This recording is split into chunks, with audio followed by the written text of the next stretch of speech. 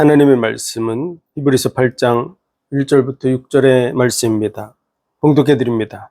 이제 하는 말의 중요한 것은 이러한 대제사장이 우리에게 있는 것이라. 그가 하늘에서 위엄의 보좌 우편에 앉으셨으니 성소와 참 장막에 부리는 자라. 이 장막은 주께서 베푸신 것이요 사람이 한 것이 아니니라. 대제사장마다 예물과 제사 드림을 위하여 세운 자니 이러므로 저도 무슨 드릴 것이 있어야 할지니라. 예수께서 만일 땅에 계셨다면 제사장이 되지 아니하셨을 것이니 이는 율법을 조차 예물을 드리는 제사장이 있음이라. 저희가 섬기는 것은 하늘에 있는 것의 모형과 그림자라. 모세가 장막을 지으려 할 때 지시하심을 얻음과 같으니 가라사대 삼가 모든 것을 산에서 내게 보이던 본을 조차 지으라 하셨느니라. 그러나 이제 그가 더 아름다운 직분을 얻으셨으니 이는 더 좋은 약속으로 세우신 더 좋은 언약의 중보시라. 아멘. 기도하겠습니다. 하나님 은혜와 사랑과 복 주신 감사합니다. 오늘도 주의 선하신 뜻이 우리 속에 이루어지며 주께 영광 돌리는 복된 삶 살아가게 하여 주옵소서. 이 복음이 땅끝까지 증거되게 하옵소서. 예수 그리스도 이름으로 감사하며 기도하옵나이다. 아멘.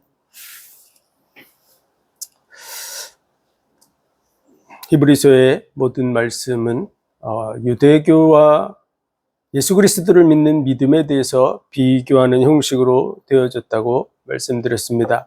그래서 예수님은 어떤 분이냐? 하나님의 본체시요 그 영광의 광채시다 이렇게 말씀하고 있고요. 아들로서 사역하셨고 천사들은 후사들을 섬기는 자라고, 그리고 만물은 다 쇠하여 갈 것이지만 아들은 영존하다는 그런 말씀을 하고 있습니다. 예수께서 높아지신 것을 우리가 보지 못하고 있는데요. 그 이유는 그분이 낮아지셔서 우리와 함께 하기 위해서 우리의 고난에 동참하셨기 때문입니다. 그리고 죽음의 종로로 타는 자들을 놓아주려고 죽음의 고난도 당하신 줄 믿습니다. 그리고 모세와 비교하고 있는데요. 모세는 종으로서 사역했다면, 사환으로서 사역했다면 예수 그리스도는 아들로서 사역하셨는데 집마다 지은 이가 있듯이 만물을 지으신 분은 바로 하나님이시다. 그래서 예수 그리스도는 바로 그 하나님 자신이라고 얘기해 주고 있죠. 그리고 안식에 대해서 여호수아가 안식을 준 것이 아니다. 하나님이 약속한 가나안 땅의 축복이 있었는데요. 여호수아가 이스라엘 백성들을 이끌고 가나안 땅에 들어갔지만 그는 믿음으로 구원받는 부분의 예표입니다. 그래서 모세는 율법의 대변자라면 율법을 가지고서는 천국에 들어갈 수 없죠. 그 모습을 보여주는 것입니다. 그래서 모세에게 큰 잘못이 없지만 그 무리바 물가에서 그 바위를 2번 쳤다고 하는 부분 때문에 가나안 땅에 들어가지 못하고 여호수아가 이끌어 들어가는데요. 여호수아는 구원자라는 이름을 가진 예수 그리스도의 예표입니다. 그러나 그가 참된 안식을 줄 수는 없죠. 예표이기 때문에 그렇습니다. 진정한 안식은 사람이 주는 것이 아닙니다. 하나님만이 줄 수 있는 것이죠. 그래서 그 안식을 우리에게 주실 분, 그분은 바로 예수 그리스도시다 라고 말하고 있는 것입니다. 예수님이 바로 말씀이 육신이 되어서 오신 참 하나님이시기 때문에 그렇습니다. 그리고 예수 그리스도를 믿는 자들이 그 안식에 들어가게 된다라고 말하고 있고요. 하나님의 말씀은 좌우의 날선 어떤 것보다 예리해서 혼과 영과 관절과 골수를 찔러 쪼기까지 하며 그 마음과 생각을 감찰하실 뿐 아니라 모든 만물이 벌거벗은 것과 같이 그 앞에 드러나고 나타나게 된다고 말씀하고 있습니다. 그럴 때 우리의 속사람까지 다 낱낱이 들춰내서 살펴본다면 하나님 앞에 설 자가 아무도 없죠. 그렇기 때문에 우리를 채우라는 대제사장이 필요하다. 그분이 바로 예수 그리스도다. 그래서 그를 힘입어 담대히 보좌 앞에 나아갈지라 이렇게 말씀하고 있죠. 예수 그리스도를 힘입어서 우리가 하나님 앞에 나아갈 수 있다는 말을 해주고 있습니다. 그러면서 대제사장에 대해서 말하는데요. 대제사장은 먼저는 하나님의 부름을 입은 자라야 되고요. 아론의 반차를 따르는 대제사장이 있지만 그는 그 직분은 날마다 갈리게 돼 있고 자기가 연약함으로 인해서 자신을 위해서도 예물을 드려야 하는 그러한 사람입니다. 그러나 예수 그리스도는 멜기세덱의 반차를 따르는 대제사장이다 얘기하고 있습니다. 그리고 그 멜기세덱에 대해서 말하기 위해서는 많은 부분을 알고 있어야 되는데 유대교로 돌아가야 된다는 이러한 꼬드김에 대해서 성도들이 신앙생활을 한 지가 오래됐는데 아직도 확신에 쓰지 못해서 그 부분에 흔들흔들하고 왔다 갔다 정말 유대교로 돌아가야 될까 말까 갈등하는 이러한 부분들 때문에 그리스도도의 초보 기초적인 부분 세례와 안수와 죽은 자의 부활과 뭐 이런 기본적인 부분들을 계속해서 반복해서 닦지 말고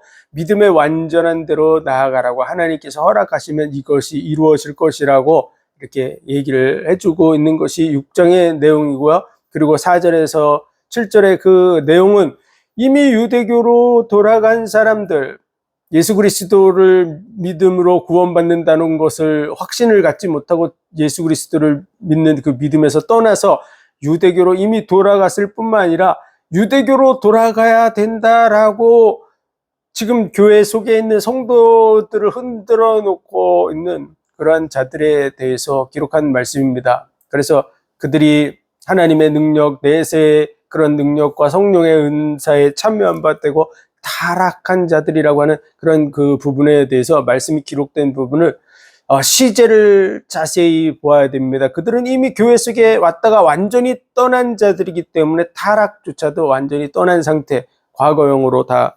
기록되어져 있는 것입니다. 그래서 예수님을 떠나서는 구원이 없죠. 예수 그리스도를 믿지 못함으로 인해서 결국은 유대교로 돌아갈 수밖에 없었는데 그들에게 남아있는 건 결국은 심판밖에 남아있지 않습니다. 그러므로 이러한 자들을 본받는 자 되지 말고 정말 믿음으로 오래 참음으로 인내로서 이 복음 안에 거하는 그런 자들을 본받게 하려는 것이다. 그리고 그러면서 이 구원, 예수 그리스도를 통해서 이루어질 이 구원에 대해서 아브라함에게 하나님이 맹세로 보증하셨다 이렇게 말하고 있는 것이죠. 그래서 아브라함에게 내가 너를 복주고 복줄 것이다 이렇게 얘기했는데 그 말씀이 창세기에 보면 하나님이 첫 번째 복은요, 예수 그리스도 내 후손으로 말미암아 대적의 문을 얻게 될 것이다 라는 것이 첫 번째 복이에요. 하나님이 맹세한 복이 뭐냐, 내 후손으로 인해서 대적의 문을 얻게 된다. 그분이 바로 예수 그리스도다라고 하는 것이죠. 그래서 예수 그리스도를 통해서 사단의 권세가 깨지고 그리고 구원이 이루어질 것이다 라고 하는 얘기를 하는 것이고요. 두 번째 복은 그로 말미암아 천하 만민이 복을 받게 된다라고 하는 것이죠. 그래서 예수 그리스도로 말미암아 천하 만민이 이 구원을 받게 되는 것. 그래서 그 후손으로 말미암아 대적의 문을 얻게 되는 것과 두 번째 복은 이 일로 인해서 온 천하 만민 모든 사람들이 구원을 얻게 될 것을 하나님이 맹세로 보증하셨다. 맹세는 최후일의 확정이다. 그래서 이 말은 다시 말해서 예수 그리스도를 통해서 이루어지는 그 구원에 대해서는 하나님이 맹세하실 정도로 확실한 것이다 라고 얘기해 주는 내용이 기록된 것입니다. 그래서 예수 그리스도를 믿는 모든 자에게 영혼의 닷과 같이, 닷이 있어서 바닷물에 휩쓸려 떠내려가지 않는 것 같이 믿음에서 흔들리지 않는 그러한 조건이 되어져서 예수 그리스도, 앞서가신 예수 그리스도를 쫓아서 그 구원에 들어가는 자가 된다라고 말씀하고 있는 것입니다. 그리고 7장에서는 멜기세덱에 대해서 시작도 없고 끝도 없는, 그래서 하나님께서는 레위 지파를 통해서 또 그 후손 아론과 그 후손들을 통해서 세워지는 이 대제사장 직분, 이것이 불완전하고 확실한 것이 아니고 그를 통한 구원이 확실한 것이 아니기 때문에, 그러니까 예표로 주어지고 있는 부분이기 때문에 하나님은 아론의 지파, 레위 지파를 통해서 올 그런 대제사장 말고 또 다른 대제사장에 대해서 성경을 통해서 계시해 주고 있는데, 그것이 바로 멜기세덱이라고 하는 그러한 대제사장을 통해서 아론의 지파, 레위 지파가 아닌 별다른 제사장을 세울 것에 대한 말씀을 이미 해놓고 있다는 것이죠. 그분이 바로 멜기세덱이야. 그래서 멜기세덱의 살렘의 왕으로 시작과 끝도 없고 아비도 없고 하는 그런 사람을 세워서, 하나님의 아들과 방불한 그러한 사람을 세워서 하나님께서는 예표를 삼고 있다라고 하는, 그래서 멜기세덱이 진짜 하나님의 아들이다, 그런 의미가 아닙니다.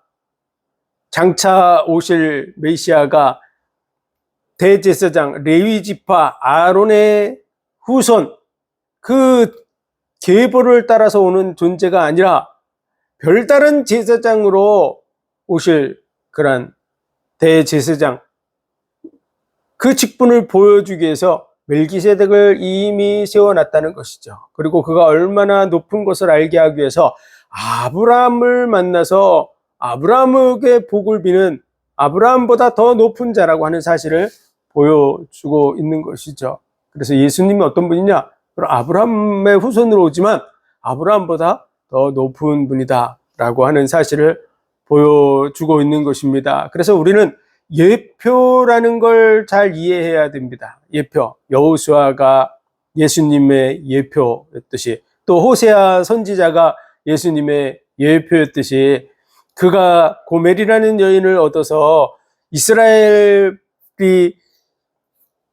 간음함으로 인해서 사생자를 남과 같이 타락한 그런 후손들이 생겨나는 이런 부분에 대해서 하나님이 끝까지 용서해주는 모습의 본보기를 삼아서 사랑의 선지자의 모습을 통해서 예수 그리스도의 사랑의 하나님의 모습을 보여주는 이런 대변자로 삼았듯이, 예표라고 하는 부분을 세워서 이를 이루고 있다는 것을 잘 알아야 됩니다. 그 중에 한 사람이 멜기세덱이다.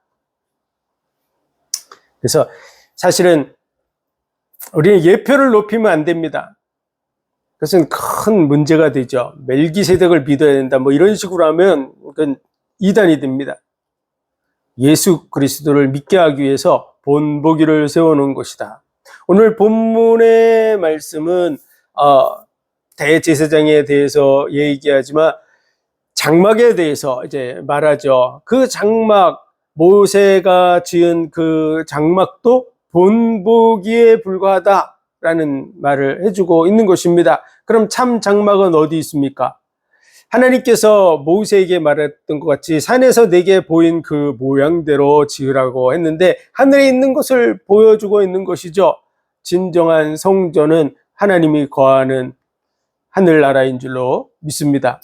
그래서 그런 모습을 보여주는 그런 모델이 바로 이 땅에서 지은 성막이다라고 하는 것이죠.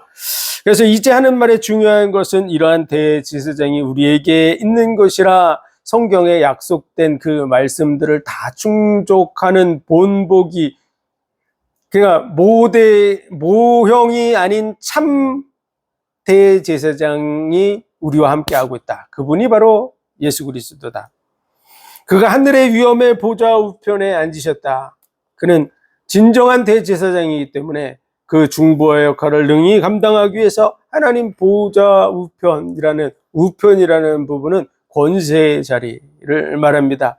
그래서 하나님의 보좌 우편에서 권세 있는 자리에서 우리를 위해서 중보하시는 그러한 대제사장이시다, 이런 말이죠. 성소와 참 장막에 부리는 자라. 이 장막은 주께서 베푸신 것이요 사람이 한 것이 아니라, 진정한 성소, 진정한 장막은 하나님이 베푸신 것이다, 이 말이죠. 대제사장마다 예물과 제사드림을 위하여 세운 자니, 이러므로 저도 무슨 드릴 것이 있어야 할지라. 예수께서 만일 땅에 계셨다면 제사장이 되지 아니하였을 것이니 이는 율법을 조차 예물을 드리는 제사장이 있음이라. 육신적으로 눈에 보이는 제사장과 대제사장이 세워져 있죠. 그들은 모형 속에 존재하는 그러한 사람들입니다. 그렇기 때문에 예수님은 그 모형 속으로 들어가지 않으셨을 것이다, 그 말이죠.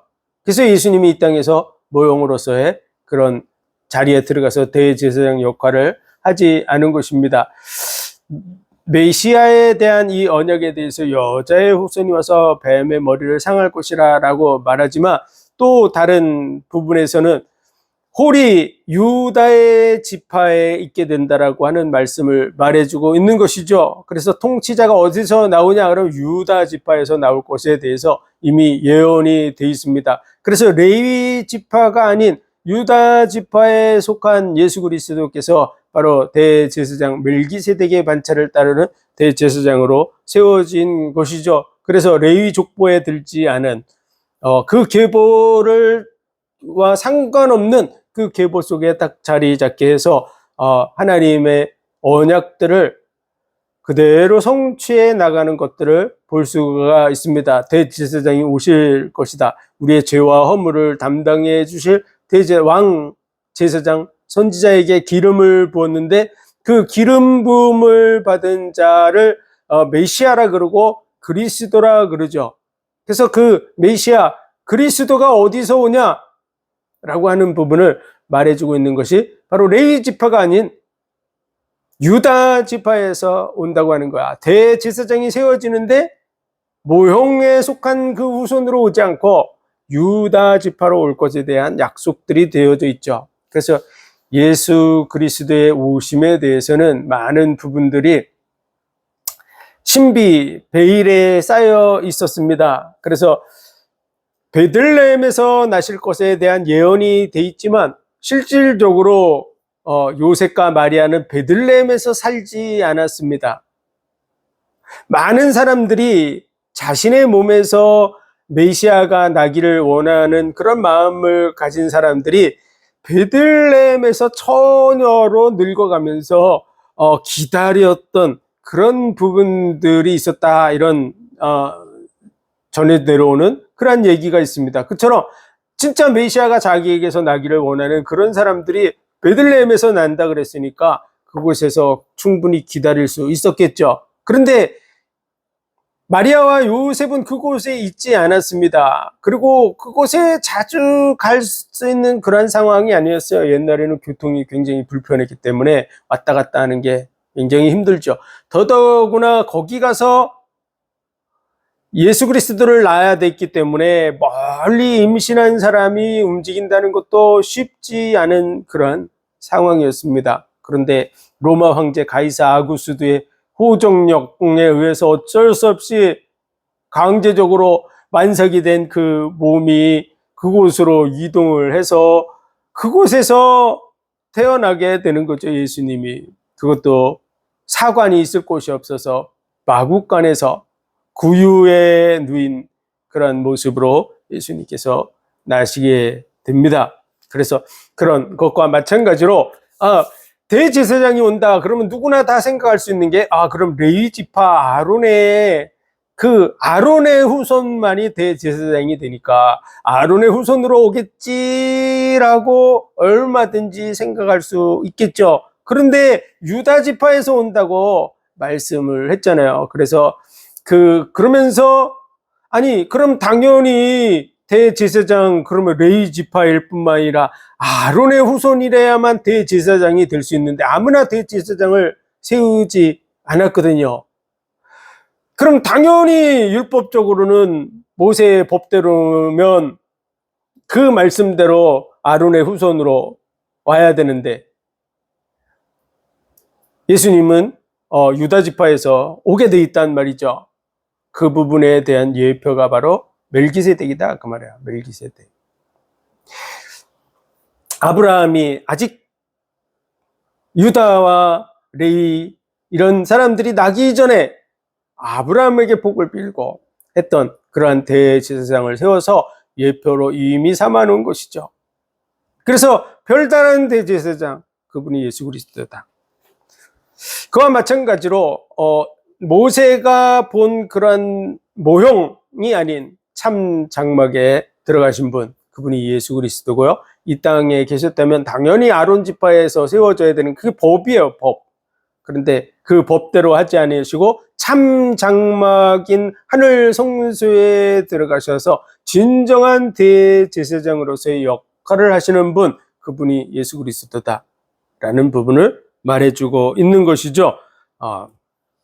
그래서 저희가 섬기는 것은 하늘에 있는 것의 모형과 그림자라, 모형과 그림자입니다. 진짜가 아니다 그 말이죠. 우리가 모델하우스를 만들듯이 진짜 집이 있다면 그것의 모델하우스 만들듯이 그런 형식에 불과하다는 것이죠. 그래서 모세가 장막을 지으려 할 때 지시하심을 얻은 것 같이 가라사대 삼가 모든 것을 산에서 내게 보이던 본을조차 지으라 하셨느니라. 그래서 이미 본 곳이 있는 것이죠. 그러나 이제 그가 더 아름다운 직분을 얻으셨으니 이제 이는 더 좋은 약속으로 세우신 더 좋은 언약의 중보시라. 그래서 예수 그리스도를 통해서 주어진 그 언약의 중보는 갈리지도 아니하고 변하지도 아니하고 영원한 대제사장이시다. 그분이 예수 그리스도인 줄 믿습니다. 그래서 이 땅의 성소, 성막은 성전, 성소, 성막 이것은 본복이다. 유대교에서 지금 하고 있는 모든 것은 모형을 쫓아서 하는 것이고 그들에게 세워져 있는 대제사장도 본보기를 보이기 위한 사람들일 뿐이다 라고 하는 얘기를 해주고 있는 것이죠. 그런 부분, 여호수아가 본보기였듯이 마찬가지로 이들도 다 본보기에 불과한 것이고 진정한 대제사장이 오실 것에 대해서 예언된 말씀들이 이렇게 성취된 것이다. 멜기세덱이라는 사람을 세워서 그를 본받는 대제사장으로 시작도 없고 끝도 없는 그분, 영원하신 대제사장. 우리에게 이러한 대제사장이 있다. 그분이 바로 예수 그리스도다. 성경을 들어서 우리가 예수 그리스도 안에 거해야 될 그런 부분을 설명해 주는 내용이 오늘 말씀입니다. 그래서 예수 그리스도를 믿는 믿음의 자리에 서야 될 줄로 믿습니다. 이 언약을 증거하고 오직 예수 외에는 다른 이가 없다라는 부분에 대해서 우리는 알아야 됩니다. 더더구나 오늘날 많은 이단들이 일어나서 이 땅에 있는 많은 사람들을 미혹하고 있는데요. 우리는 잘 분별해야 됩니다.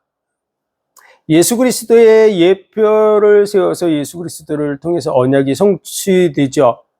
그 부분에 대해서 이미 계시된 언약이 있었다는 것입니다. 성경의 말씀을 통해서. 그래서 예수 그리스도가 진정한 메시아 그리스도라고 하는 것을 확인할 수 있게 되어져 있는 것이죠. 그래서 여자의 후손이 와서 뱀의 머리를 상할 것이다. 보라, 처녀가 잉태하여 아들을 낳을 것이요 그 이름을 임마누엘이라 하리라. 다윗의 후손으로 이새의 뿌리에서 한 싹이 나서 결실하게 될 것이다. 다윗의 후손으로 올 것에 대해서 말해주고 있죠. 그리고 베들레헴에서 나실 것에 대해서 말해주고 있습니다. 또 6월절 절기들을 지키게 하셨는데 그 절기의 주인공으로 6월절 날 양을 잡아서 그 피를 좌우 문설주에 바를 때 그 집에 사망의 신이 넘어가는 그러한 일이 이루어졌는데 6월절 날 예수 그리스도께서 피를 흘리심으로 말미암아 우리에게 구원을 이룰 것에 대한 약속을 하신 것이죠. 그리고 안식일에 안식하시고 초실절 첫 열매로 부활의 첫 열매 죽음을 이기고 부활하실 것에 대해서 약속하시고 오순절 77절 맥추절이라고 하는 그 절기에 성령, 그의 이름으로 올 성령이 강림하게 될 것에 대한 약속들이 쭉 주어져 있습니다. 그래서 예표들을 가지고 어떤 믿음을 가져서는 안 됩니다. 그리고 오늘날 많은 미혹하는 사람들이 있는데요. 뭐 이만이라든지 장길자라든지 뭐 이런 사람들에 대해서 또 안상홍이라든지 뭐 이런 사람들이 바로 하나님이다, 뭐 성령이다 이런 미혹들을 하고 있는데요. 성경의 그 예를 본보기를 보여주고 확인할 수 있는 그런 부분이 존재하지 않으면 그는 가짜라는 사실을 알아야 됩니다. 그래서 성경대로 심판하신다. 계시록 20장 12절에 보면 모든 사람이 다 죽었습니다. 그리고 하늘과 땅도 온데간데 없어졌고요. 하나님의 보호자가 있고 모든 죽은 사람들이 물론대소하고 그 보호자 앞에 서 있는데 하나님 앞에 책들이 펼쳐 있고 그리고 또 다른 책이 펼쳐 있다고 말하고 있습니다. 그 또 다른 책은 생명책이라고 거기서 말씀하고 있고 이름들이 기록되지 않은 자는 다 불못에 던져지더라. 그래서 거기는 이름이 기록되어 있는 것임을 알 수 있습니다. 그리고 책들이 펼쳐져 있다 그랬는데 어떤 단체에서는 그것이 행위록이다 이렇게 얘기하는데 성경에 행위록이라고 되어 있는 단어가 존재하지 않습니다. 그러니까 그 말 자체가 속임수죠. 성경에서는 하나님께서 책들 그랬는데요. 우리가 가지고 있는 성경책, 그 성경책이 66권으로 나눠져 있는 책들입니다. 한 권으로 되어져 있지 않죠. 그리고 히브리서 4장 12절에 그 말씀과 같이 하나님의 말씀은 좌우의 날선 어떤 검보다 예리해서 그 앞에 서게 된다고 벌거벗은 자가 같이 그 말씀 앞에 선다고 되어 있습니다. 말씀이 기록된 책들, 그 말씀 앞에 선다고 하는 것이죠. 그리고 시편 149편에 보면 기록된 판단대로 하나님이 시행하신다. 기록이 되어 있는 판단이 있다. 그것이 바로 성경의 말씀입니다. 그래서 성경의 말씀, 66권 성경의 말씀이 우리의 구원의 기준이 된다는 사실을 확실하게 알아야 됩니다. 그래서 성경에 없는 이름, 안상홍이라는 이름을 성경 아무리 찾아봐도 찾을 수 없습니다. 뭐 비유로 안식일 안자에다가 검은고 상자에다가 넓을 홍자에다가 이렇게 붙여가지고 그런 식으로 하면 누구든지 다 짜집기를 하면은 다 하나님이 될 수 있습니다. 그것을 가지고 하나님 앞에 내어놓을 수 없습니다. 보세요. 이렇게 안상홍이라고 있지 않아요? 하나님도 그렇게 인정을 하는 그러한 이름이어야 됩니다. 하나님은 예수 그리스도에 대해서 이미 그 이름이 예표로 기록되어 있는 거죠. 여호수아와 호세아를 통해서 기록이 되어 있습니다.